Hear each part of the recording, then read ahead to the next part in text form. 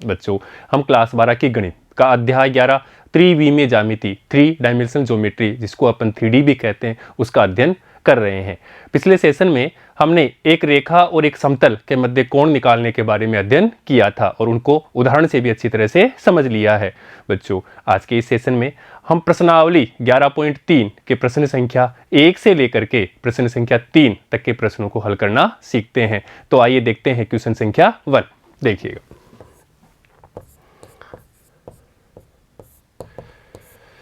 निम्नलिखित प्रश्नों में से प्रत्येक में समतल के अभिलंब की दिक् कोसाइन और मूल बिंदु से दूरी ज्ञात करनी है। तो देखिए, तो पहले तो अपन समझते हैं समतल का समीकरण। समतल का समीकरण सदिश रूप में लिखते हैं अपन। यह है समतल का समीकरण आर वेक्टर डॉट, इसको ले लेते हैं अपन n vector equal to D. ये समतल का एक व्यापक समीकरण है और इसको कार्तीय रूप में लिखते हैं, कार्तीय रूप में समीकरण। तो देखिएगा ax plus B Y plus C Z equal to D होता है। अब यहाँ पे ए बी सी ये याद रखना जरूरी है, ए बी सी ये होते हैं अभिलंब के दिक् अनुपात, अभिलंब के दिक् अनुपात।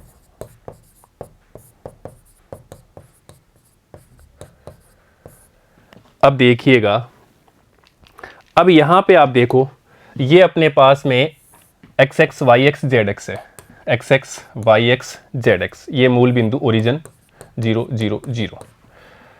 ये अपने पास में कोई समतल है और ये समतल से ये इसकी लंबवत दूरी है जिसको बोलते हैं अपन अभिलंब सदिश, और ये बिंदु लिया हमने P। और यहाँ पे एक बिंदु लेते हैं अपन, ये लेते हैं पहले एंड बिंदु ले लेते हैं एंड बिंदु, और यहाँ पे एक स्वेच्छ बिंदु लेते हैं P जिसको मिलाते हैं तो उसकी स्थिति सदिश है ये R वेक्टर हो गया, और Pn को मिला देते हैं तो ये अपने पास में Pn वेक्टर हो जाएगा। अर्थात यदि अब अभिलंब रूप में इसको निकालते हैं, अभिलंब रूप में, तब अपन निकालते हैं R vector N cap equal to D. अर्थात यहां से इस लंब, इस समतल से मूल बिंदु की जो लंबाई है अभिलंब सदिश है उसकी बीच की ये दूरी है वो डी है, और इसकी डी अर्थात अपन बात करते हैं ओ एन वेक्टर, तो ओ एन वेक्टर में होगा इसकी दूरी और इसका एन कैप। तो अर्थात यहाँ पे दूरी है और इसकी दिशा है एन कैप। तो ऐसी स्थिति में R vector dot N cap equal to D, ये अभिलंब रूप में समतल का समीकरण है, जहां पे ये डी है वो है लंबवत दूरी, समतल की मूल बिंदु से लंबवत दूरी है ये। अब यहां पे हमें दे रखा है क्वेश्चन में समतल का समीकरण R vector N vector equal to D. ऐसी स्थिति लाने के बाद में हमें क्या मिलेगा, उसकी लंबवत दूरी मिलेगी, और एन कैप को अपन जानते हैं वो होता है L I cap plus M J cap plus N K cap, जहाँ पे एल एम एन वो है दिक् कोसाइन, दिक् कोसाइन होते हैं अभिलंब के दिक् कोसाइन। अब ये रूप हमें दिया हुआ है समीकरण का, समतल का समीकरण इस रूप में दिया है, और इस रूप में लेने के बाद में हमें वो लंबवत दूरी मिलेगी और उसके दिक् कोसाइन मिलेंगे यहां से। तो इस रूप में लेने के लिए अपन क्या करेंगे, R vector dot N vector upon N vector का परिमाण, और अपन जानते हैं कि N cap equal to N vector upon N vector का परिमाण होता है। ये क्या हो गया, एन कैप हो गया। ऐसे यहां पे भी अपन भाग दे देंगे डी अपॉन एन वेक्टर के परिमाण का, तो बच्चों ये हमारे पास प्राप्त हो जाएगा R vector dot N cap equal to D, और ये तो दूरी आ जाएगी हमारे पास में, और यहां से हमारे पास में दिक् कोसाइन प्राप्त हो जाएंगे, और ये पॉजिटिव होना चाहिए, अपन बात कर चुके हैं। डी अगर नेगेटिव है तो हमें इसको पॉजिटिव लेकर के दोनों तरफ से माइनस से मल्टीप्लाई करेंगे तो ये पॉजिटिव हो जाएगा। तो इस प्रकार अपन इसको सोल्व कर लेते हैं। अब अपन बात करते हैं अपने क्वेश्चन की। देखिएगा,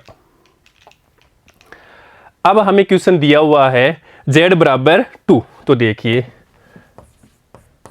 z बराबर 2 ये हमें दिया हुआ है। इसके हमें अभिलंब के दिक् कोसाइन और मूल बिंदु से दूरी निकालनी। तो अर्थात यहां देखिए हम इसको लिख सकते हैं 0x plus 0y plus 1z equal to 2।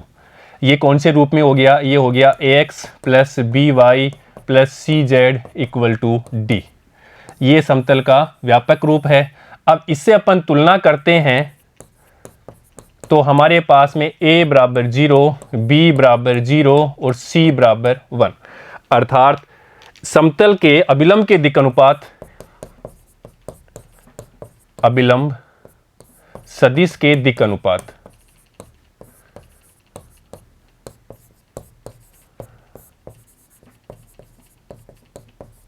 हमारे पास प्राप्त हो गए 0, 0, 1।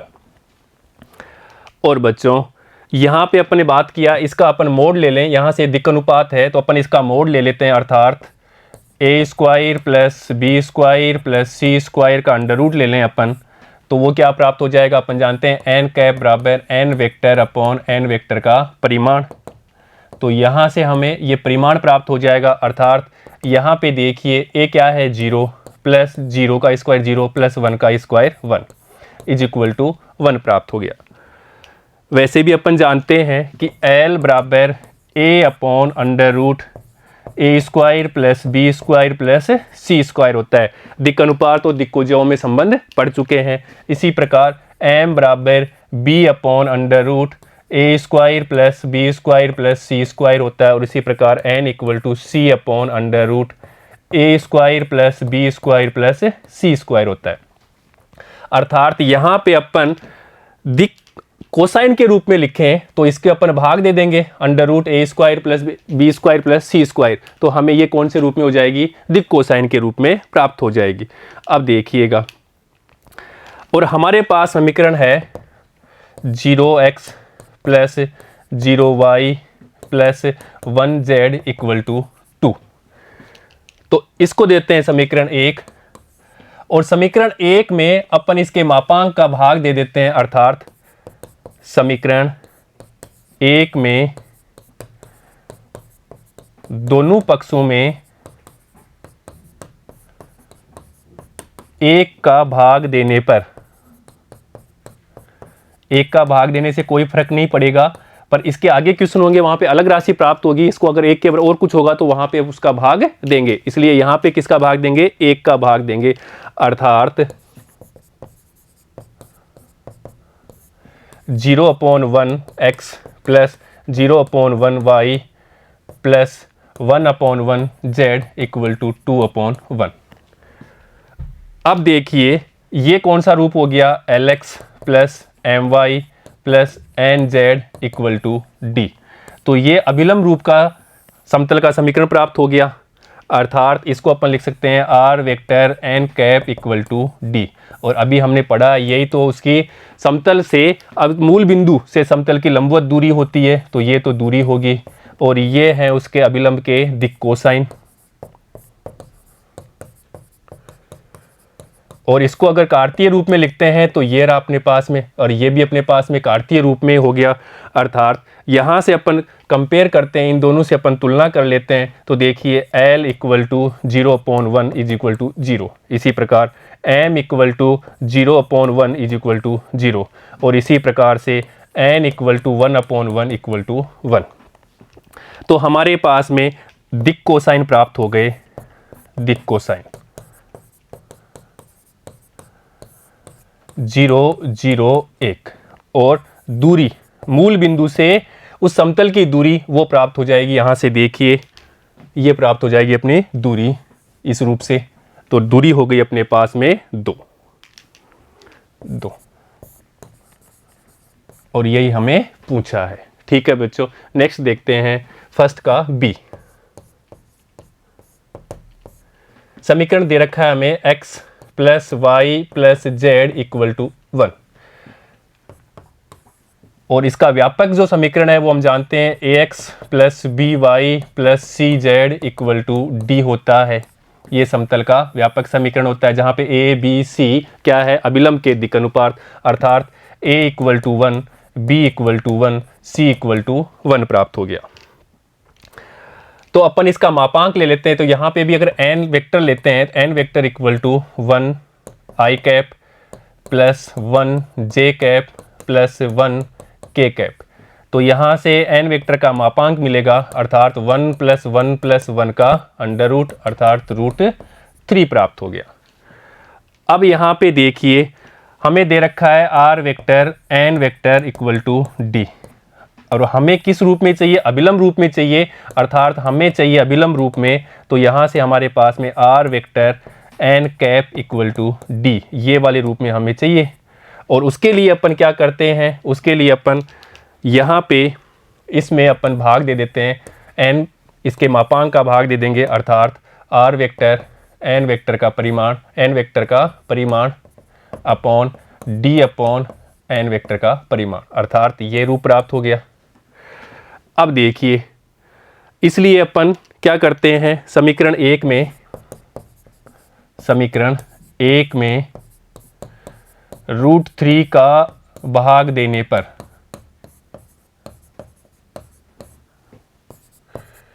और समीकरण एक हमने लिया है यहाँ पे, समीकरण एक में √3 का भाग देने पर।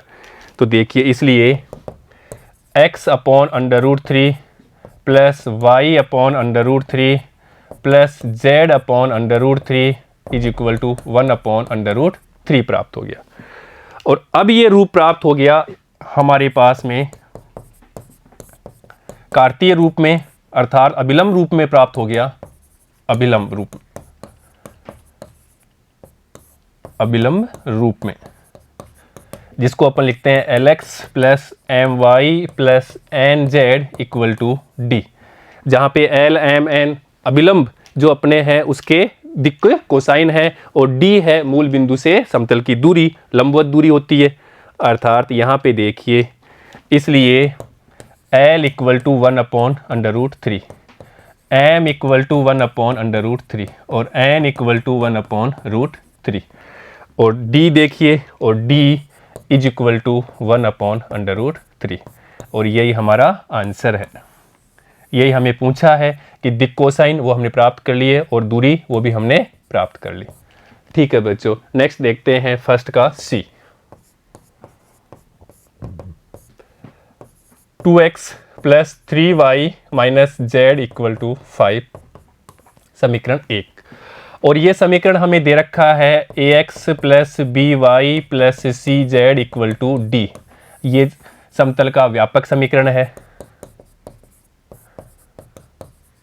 कार्तीय रूप में है। अगर अपन इसको सदिश रूप में लिखते हैं तो R vector N vector equal to D है। अब अभिलंब रूप में लिखना है, अभिलंब रूप में समतल का समीकरण, और अभिलंब रूप में लिखने के बाद ही हमें दिक् कोसाइन और दूरी मिलेगी, जो कि यहां से मिलेगा R vector N cap equal to D. तो यहां पे अपन इसके परिमाण का दोनों तरफ भाग दे देंगे तो ये रूप हो जाएगा अपने पास में एन कैप वाला, अर्थात L I cap plus M J cap plus N K cap, ये हमारे पास में इकाई सदिश हो जाएगा लंबवत सदिश के। और फिर अपने पास में दूरी प्राप्त हो जाएगी, डी भी प्राप्त हो जाएगा। और समीकरण हमें दे रखा है यहाँ पे देखिए, इसलिए दिक् अनुपात, समीकरण 1 के दिक् अनुपात, और ये दिक् अनुपात किसके हैं, उसके अभिलंब सदिश के दिक् अनुपात है, समतल के जो अभिलंब सदिश है उसके दिक् अनुपात, अर्थात a equal to 2, b equal to 3 और c equal to -1, a equal to 2, b equal to 3 और c इक्वल टू -1। अब देखिएगा, अर्थात n वेक्टर इसको मापांक के रूप, इसके रूप में लेके सदिश रूप में लिखेंगे तो 2i cap plus 3j cap minus k cap, यहाँ से हमें n वेक्टर का परिमाण मिल जाएगा, अर्थात 4 + 9 + 1 का अंडर रूट, अर्थात इसको लिखेंगे अंडर रूट 40। अब देखिए समीकरण एक में अंडर रूट 14 का भाग देने पर दोनों पक्षों में, तो देखिए दोनों पक्षों में अपन इसका भाग दे देते हैं और समीकरण एक है हमारे पास में यहां से 2x प्लस 3y, देखिएगा इसलिए 2 upon under root 14 x plus 3 upon under root 14 y minus 1 upon under root 14 z is equal to 5 upon under root 14, 5 upon under root 14। और ये रूप हो गया अभिलंब रूप lx plus my plus nz equal to d। इससे अपन तुलना कर लेते हैं, इसको देते हैं 2, इसको दिया 3। अब इनकी तुलना कर लेंगे, तुलना करने से हमें l बराबर 2 अपॉन अंडर रूट 14, इसी प्रकार m बराबर 3 अपॉन अंडर रूट 14 और n इक्वल टू -1 बट्टे अंडर रूट 14 प्राप्त हो गया और d is equal to 5 upon under root 14 प्राप्त हो गया। और यही हमारा आंसर है कि दी कोसाइन और दूरी वो हमने निकाल दी। ठीक है बच्चों, नेक्स्ट देखते हैं फर्स्ट का d। 5y plus 8 equal to 0 दिया हुआ है बच्चों, इसको अपन लिख सकते हैं 5y इक्वल टू -8। अब ये हमें पता है कि इसको पॉजिटिव रखना है, अर्थात दोनों तरफ अपन माइनस से गुणा करते हैं तो -5y इक्वल टू 8, या अपन इसको लिख सकते हैं 0x minus 5y plus 0z is equal to 8। और ये अपने पास में समतल का समीकरण प्राप्त हो गया, जिसकी तुलना करते हैं अपन व्यापक समीकरण से ax plus by plus cz equal to d से। इसलिए a equal to 0, b equal to -5 और c इक्वल टू 0, अर्थात अभिलंब के दिक् अनुपात, अभिलंब सदिश, समतल के अभिलंब सदिश उसके दिक् अनुपात, दिक् अनुपात वो अपने पास प्राप्त हो गए 0 -5 0। अब देखिए तो हम n वेक्टर निकालेंगे, n vector equal to 0 i cap minus 5 j cap plus 0 k cap. परिमाण निकालेंगे इसका, अर्थात 5 का -5 का स्क्वायर का under root is equal to 20, 5 का under root is equal to 5 हो गया। अब देखिए मापांक प्राप्त हो गया, तो समीकरण एक में दोनों पक्षों में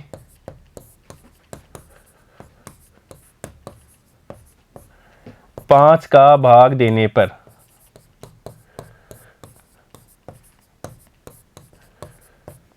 और समीकरण एक है हमारे पास में, यहां पे इसको देते हैं अपन समीकरण एक।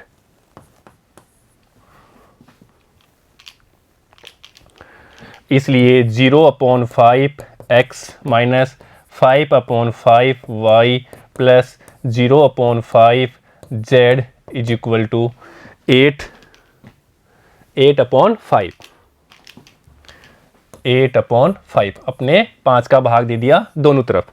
अब देखिए इसकी तुलना कर लेते हैं अपन, lx plus my plus nz equal to d। ये अभिलंब रूप में समतल का समीकरण है और हमने यहाँ पे भी अभिलंब रूप में समतल का समीकरण प्राप्त कर लिया। इसलिए l इक्वल टू यहाँ पे देखो 0/5 इक्वल टू 0। इसी प्रकार m equal to -5/5 is equal to -1। और इसी प्रकार से अपन देख लीजिएगा n equal to 0/5 is equal to 0। और बच्चों जो दूरी है d इज इक्वल टू, यहाँ से देखिए d इज इक्वल टू 8/5, तो यहाँ लिखेंगे 8/5 और यही हमारा आंसर है। तो इस प्रकार अपन तुलना करके l m n के मान निकाल लेते हैं। ठीक है बच्चों, नेक्स्ट देखते हैं क्वेश्चन 2। उस समतल का सदिश समीकरण ज्ञात कीजिए जो मूल बिंदु से 7 मात्रक दूरी पर है और सदिश ये पर अभिलंब है। देखिए ऐसे समझने की कोशिश करिए इसको, ये एक्स एक्स, ये वाई एक्स है और ये अपना जेड एक्स है, ये ओरिजिन है।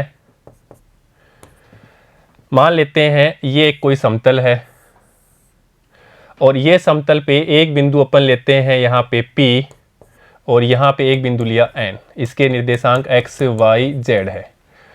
और यहाँ पे ये जो N बिंदु है इससे अपन यहाँ पे समतल पे ये लंब है और इसकी दूरी अपन लेते हैं d और वो यहाँ पे दी हुई है 7। अर्थात और देखिए ये जो सदिश है ये हमारे पास में दिया हुआ है, ये स्थिति सदिश r वेक्टर होता है, ये अपने पास में Pn वेक्टर होता है। अब यहाँ पे दिया हुआ है कि अभिलंब सदिश अर्थात n वेक्टर इक्वल टू ये वाला n वेक्टर, ये दिया हुआ अभिलंब सदिश ये वाला n vector equal to 3i cap minus plus 5j cap minus 6k cap, ये हमें दे रखा है। और हम जानते हैं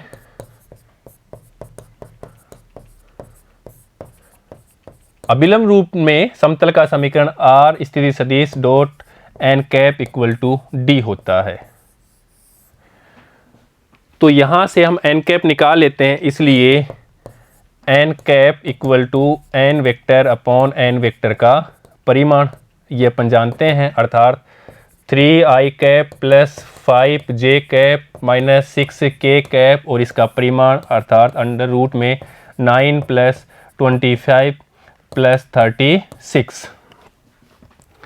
तो देखिएगा अपन इसको सोल्व करते हैं तो हमारे पास प्राप्त होगा n cap equal to 3i cap plus 5j cap minus 6k cap upon under root यहाँ से 70।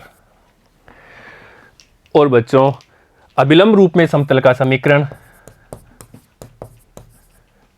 अभिलंब रूप में समतल का समीकरण, समतल का सदिश समीकरण वो होता है r vector dot n cap equal to d। तो हमारे पास में r वेक्टर तो है is equal to r vector dot n cap यहाँ से ले लेते हैं 3i cap plus 5j cap minus 6k cap upon under root 70 और d का मान यहाँ से ले लेते हैं 7 दिया हुआ है तो यहाँ पे 7 लगा दिया। या अपन इसको लिख सकते हैं r स्थिति सदिश dot 3i cap plus 5j cap minus 6k cap equal to 7 root 70 और यही हमें पूछा है सदिश रूप में और वो हमारे पास में प्राप्त हो गया। अगर इसको कार्तीय रूप में पूछा होता तो यहाँ अपन लिख देते r स्थिति सदिश equal to x i cap plus y j cap plus z k cap और ये रखने के बाद में इस जगह पे ये रख देते और इसके रखने के बाद में अपन डॉट प्रोडक्ट कर देते तो अपने पास में कार्तीय रूप में इसका समीकरण प्राप्त हो जाता। ठीक है बच्चों, नेक्स्ट देखते हैं क्वेश्चन 3। निम्नलिखित समतलों का कार्तीय समीकरण ज्ञात करना है। अब देखो सदिश रूप में हमें दे रखा है r स्थिति सदिश dot i cap plus j cap minus k cap equal to 2, ये हमें दे रखा है सदिश रूप में समतल का समीकरण। अब हमें कार्तीय रूप में इसको समतल का समीकरण लिखना है, इसलिए x i cap plus y j cap plus z k cap और यहाँ पे dot i cap plus j cap minus k cap equal to 2, dot product कर देते हैं। इसलिए यहाँ से देखिए x i डॉट i1 तो x प्लस y और यहाँ पे माइनस है तो माइनस z इक्वल टू 2। तो ये समतल का कार्तीय रूप में समीकरण हो गया, समतल का कार्तीय रूप में समीकरण, कार्तीय रूप में समीकरण और यही हमारा आंसर है। हमें यहाँ पे क्वेश्चन में डायग्राम देके समझना बहुत ज़रूरी होता है। ये अपने पास में x x y x z x है, ये ओरिजिन है, ये मान लेते हैं x है, ये y है और ये z है। अब देखिए यहाँ पे कोई समतल लेते हैं और इस समतल के ऊपर एक बिंदु लिया P, स्वेच बिंदु, जिसके निर्देशांक x y z लेते हैं और इसको मूल बिंदु से मिलाते हैं, वो स्थिति सदिश होता है r स्थिति सदिश। इसी प्रकार इस समतल पे एक बिंदु और लेते हैं n, जिसके निर्देशांक अपन मान लेते हैं x1 y1 z1 और इसको यहाँ से मिलाते हैं तो इसको स्थिति सदिश होता है। और ये क्या है, लंबवत है, अर्थात यहाँ की दूरी क्या है, d है, और यहाँ पे दिशा है मान लेते हैं वो n कैप है। अर्थात यहाँ से अपन बात करते हैं तो r vector n cap equal to d, ये समतल का कौन सा रूप है, समतल का सदिश रूप समीकरण है। ये हमें दिया हुआ है तो हमने यहाँ पे ये लगाया और इसको किस रूप में परिवर्तन कर दिया, कार्तीय रूप में हमने परिवर्तन कर दिया। अर्थात r वेक्टर की जगह तो हमने रख दिया एक्स आई कैप, ये सदिश हो गया यहाँ से x i cap plus Y j cap plus z k cap, और वो दिया हुआ था हमारे पास में, यहाँ हमें दिया हुआ था आई कैप प्लस जे कैप माइनस के कैप इक्वल टू 2, और यहाँ से हमने डॉट प्रोडक्ट कर दिया तो अपने पास में प्राप्त हो गया कार्तीय रूप में समतल का समीकरण। ठीक है बच्चों, ऐसे ही अपन नेक्स्ट करते हैं सेकंड का बी। आर स्थिति सदिश dot 2i cap plus 3j cap minus 4k cap equal to 1, ये हमारे पास में कार्तीय रूप में है, सॉरी सदिश रूप में है, सदिश रूप में समीकरण। हमें निकालना है कार्तीय रूप में,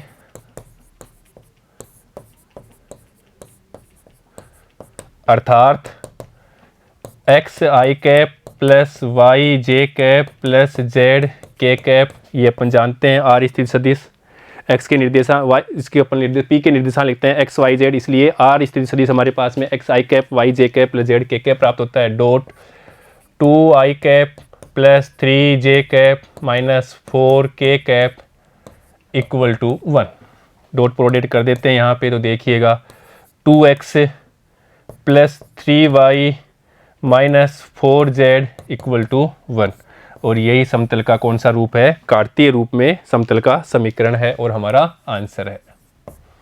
ठीक है, इजी है। नेक्स्ट देखते हैं सी।